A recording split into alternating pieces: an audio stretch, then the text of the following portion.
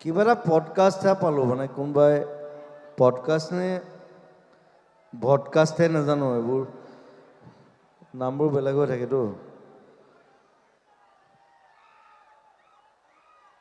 যে তাত কৈছে মানে কি জুবিন গাৰ্গৰ বোলে নতুন গান নাই, সেইকাৰণে পুৰণা গান গাই আছে। এতিয়া কথা হ'ল, কিছুমান মানুহে কয় যে পুৰণা গান গাব লাগে। মই তাতো গালি খাওঁ, নতুন গান গালেও গালি খাওঁ।